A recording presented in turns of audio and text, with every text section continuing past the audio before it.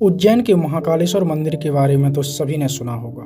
इस वीडियो में हम उज्जैन के महाकाल के बारे में कुछ ऐसे तथ्य जानेंगे जो कोई नहीं जानता और जो इसे दुनिया का सबसे अद्भुत मंदिर बनाता है।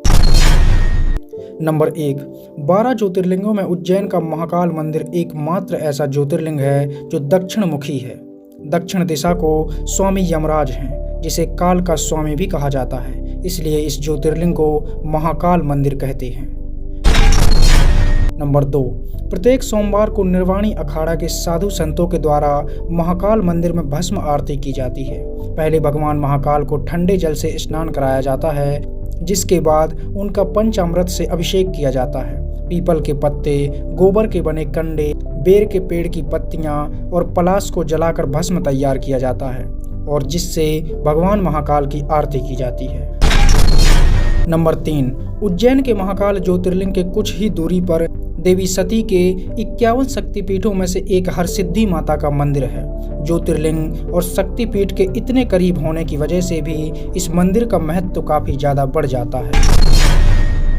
महाकालेश्वर ज्योतिर्लिंग मंदिर हजारों वर्षों पुराना है। कहा जाता है कि इस मंदिर परिसर का विस्तार राजा विक्रमादित्य ने अपने शासनकाल में करवाया था और यहाँ आज भी राजा विक्रमादित्य का मंदिर है। नंबर 5, महाकालेश्वर ज्योतिर्लिंग 3 भागों में विभाजित है। निचले खंड में महाकालेश्वर, मध्य खंड में ओंकारेश्वर और ऊपरी खंड में श्री नागचंद्रेश्वर मंदिर स्थित है। श्री नागचंद्रेश्वर शिवलिंग के दर्शन केवल नाग पंचमी के दिन ही होते हैं। इस दिन भक्त दूर दूर से नागचंद्रेश्वर शिवलिंग के दर्शन करने के लिए आते हैं।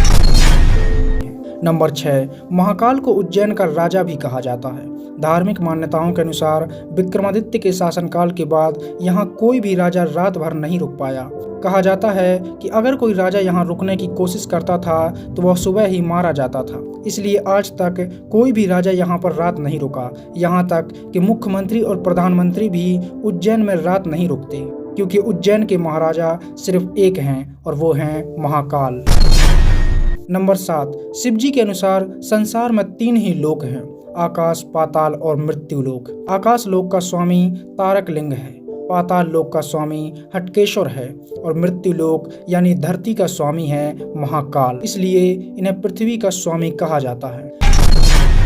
नंबर 8, हर साल सावन के महीने में महाकाल की सवारी निकाली जाती है। कहा जाता है कि इस दिन भगवान महाकाल उज्जैन का भ्रमण करने के लिए पालकी में सवार होकर नगर भ्रमण को निकलते हैं। महाकाल पालकी क्षिप्रा नदी के तट से शुरू होती है और उज्जैन भ्रमण कर वापस मंदिर में लौटती है। नंबर 9, महाकाल के गर्भगृह में माता पार्वती, भगवान गणेश और कार्तिकेय की प्रतिमाएं भी विराजमान हैं। इस प्रकार महाकाल मंदिर एकमात्र मंदिर है जहां पर भगवान शिव का पूरा परिवार विराजमान है। नंबर 10, भगवान श्री कृष्ण और उनके बड़े भाई बलराम ने उज्जैन में स्थित ऋषि संदीपनी के आश्रम में ही शिक्षा ग्रहण की थी, जहां श्री कृष्ण की मित्रता सुदामा से हुई।